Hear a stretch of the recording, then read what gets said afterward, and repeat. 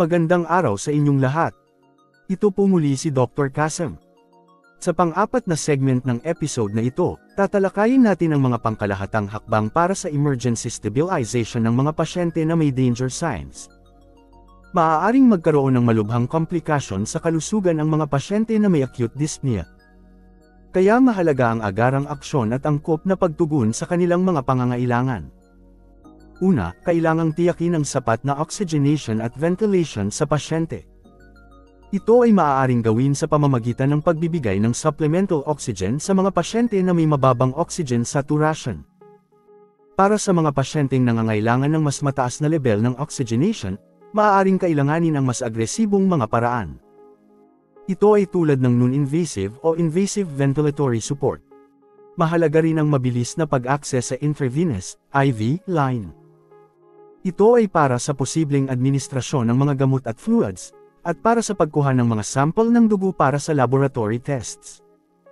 Dapat ding magkaroon ng continuous monitoring ng cardiac output at oxygen saturation. At kung kinakailangan, dapat maging handa ang mga kagamitan para sa airway management. Bilang bahagi ng pag-assess ng pasyente, mahalaga rin ang paghahanap sa mga maaaring sanhi ng kanilang kondisyon na maaaring mabilisang ma-address.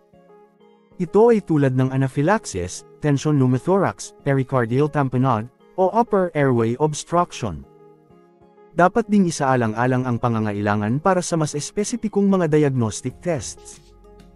Ito ay tulad ng electrocardiogram, ECG, at chest radiograph, o kaya ay ang paggamit ng ultrasound kung ito'y available. Kung mayroong indikasyon ng hemodynamic instability, mahalaga ang pag-optimize ng cardiac output. Ang mga pasyenteng ito ay maaaring nangangailangan ng paggamit ng mga gamot tulad ng vasopressors o diuretics. Sa mga sitwasyon ng potensyal na infection, kritikal ang pagpapatupad ng mga angkop na infection control measures. Sa mga pasyenteng nangangailangan ng dagdag na ventilatory support, maraming mga opsyon ang maaaring magamit depende sa individual na kaso. Una ay ang high-flow nasal cannula, HFNC, na para sa mga pasyenteng may severe hypoxemia. Pangalawa ay ang non-invasive ventilation, tulad ng CPAP o BiPAP, para sa mga pasyenteng may difficulty sa paghinga pero maaari pa ring mag-maintain ng airway. Pangatlo, mechanical ventilation na para sa mga pasyenteng hindi na makahinga ng maayos sa kanilang sarili at nangangailangan ng aggressive airway management. At pang-apat ay ang extracorporeal membrane oxygenation, ECMO, na para sa mga kritikal na kaso kung saan hindi sapat ang conventional methods. Dapat ding bigyang pansin ang mga pasyente na may inadequate na respiratory effort, na maaaring sanhi ng respiratory fatigue o ng underlying disease process.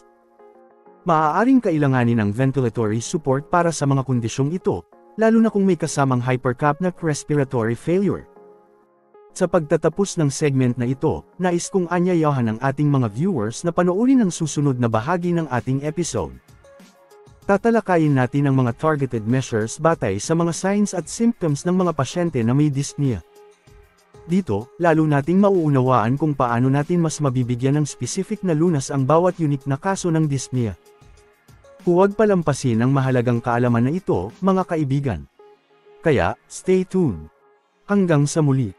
Salamat po. Huwag kalimutang mag-subscribe sa ating YouTube channel.